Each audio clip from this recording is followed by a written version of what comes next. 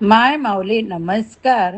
सणवार उत्सव कथा यामध्ये मला आवडलेली कथा तुमच्यापर्यंत पोहोचवण्याचा प्रयत्न. रेल्वे हळूहळू स्टेशन सोडत होती. खिडकीतून थंडगार वारा येत होता.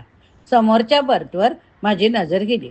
एक हसरा चेहरा, वय साधारण 65च्या आसपास, एकटीच प्रवास करत होती.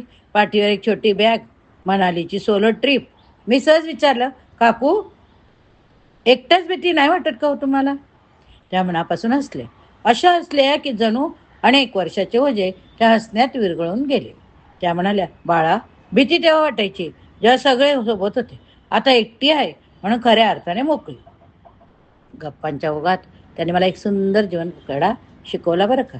तोच आता तुम्हाला सांगते. त्या म्हणाल्या, मी 60 नंतर जगायला शिकले जेव्हा मी काही गोष्टी सोडून दिल्या. काय काय सोडले बघूया चला. नियंत्रण ठेवण्याचा हट्ट सोडला.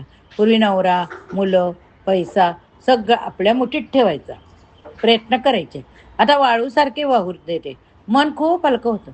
लोकांकडून अपेक्षा ठेवणं सोडलं. मुलांनी फोन केला तर आनंद, नाही केला तरी ठीक. मी त्याला जन्म दिला आहे, त्याच्यावर मालकीच हक्क नाही. लोकांना बदलण्याचा प्रयत्न सोडला. 50 वर्ष नवऱ्याला बदलण्याचा प्रयत्न केला, तो तसाच राहिला. मग मी स्वतःला बदललं आणि आयुष्यात शांतता आली. प्रत्येकाला खुश ठेवण्याचा धडपड सोडली. सून, नातेवाईक, समाज सगळ्यांना खुश करताना स्वतःलाच विसरून गेले. आता स्वतःशी प्रामाणिक राहते. प्रत्येक चुकीसाठी स्वतःला दोष देणं सोडलं. भाजीत मीठ कमी जास्त झालं तर दिवसेंदिवस मनाला लावून घ्यायचे. आता म्हणते, मी माणूस आहे, देव नाही. प्रत्येक परिणामाची चिंता करणं सोडलं.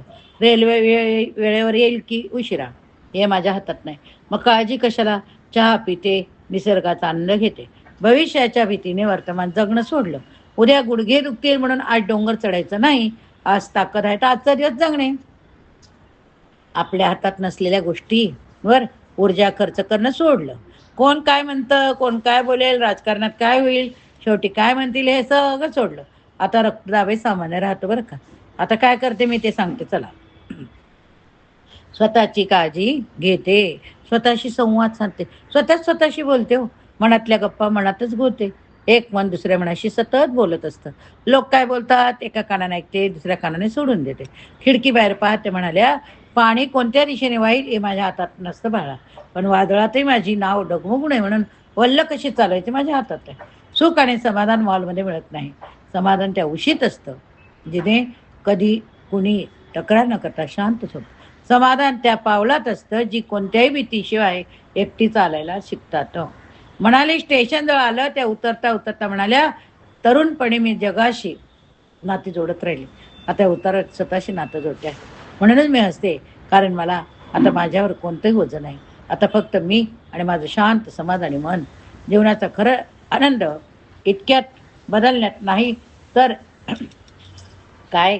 जीवनाचा खरा आनंद इतरांना बदलण्यात नाही तर स्वतःला समजून घेण्यात, स्वीकारण्यात आहे बरं का. मला आवडलेली, मला भावलेली कथा तुमच्यापर्यंत पोचवायचा प्रयत्न केला.